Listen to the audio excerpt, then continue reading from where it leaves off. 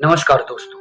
अगर आप अंग्रेजी में अपने आप को ग्रोथ करना चाहते हैं तो ये वीडियो आपके लिए बहुत ही खास है, क्योंकि इसमें आपको बताऊंगा कि अंग्रेजी में आप कैसे ग्रो कर सकते हैं। It's a very simple way, बहुत ही आसान तरीका है। याद कीजिए, बहुत पहले मैंने आपको एक पिक्चोरियल बुक के बारे में बताया था। पिक्चोरियल बुक क्या होता है? उसमें कुछ तस्वीर दिए होते हैं और बगल में कुछ लिखा होता है। आप तस्वीर को देख करके उस लिखे हुए चीज को पढ़ करके समझने की कोशिश कीजिए क्या हो रहा है।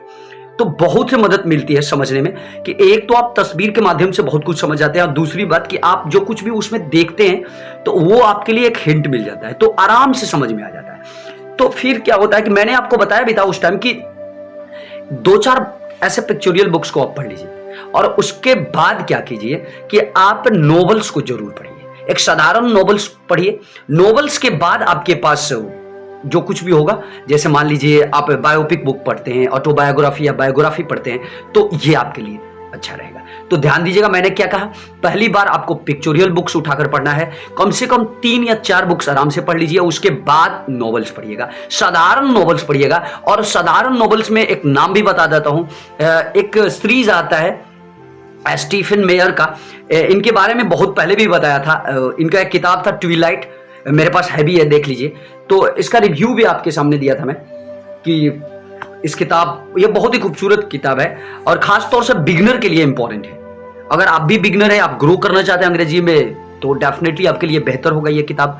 और इसका सीरीज आता है, ट्विलाइट का सीरीज है, आप आराम से इस किताब को पढ़ सकते हैं। हालांकि देखने में मोटा है, लेकिन बहुत ही सिंपल वर्ड्स है इसमें। You can study well without any problem. बिना प्रॉब्लम के आप इस किताब को आराम से पढ़ सकते हैं। तो मेरे ख्याल से यह बेहतर तरीका होगा आपके लिए, आप अपने आप को ग्रो करना चाहते हैं तो अंग्रेजी में।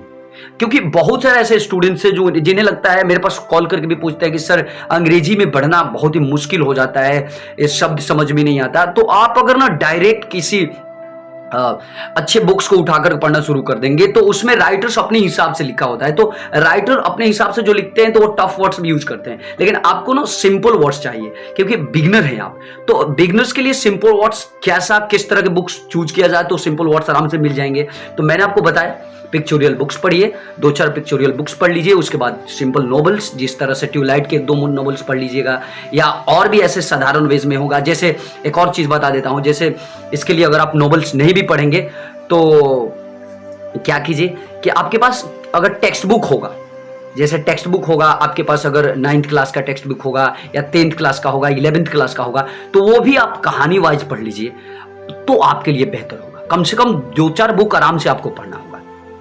और हाँ, और ये पढ़ने के बाद एक नॉवेल्स जरूर पढ़िएगा।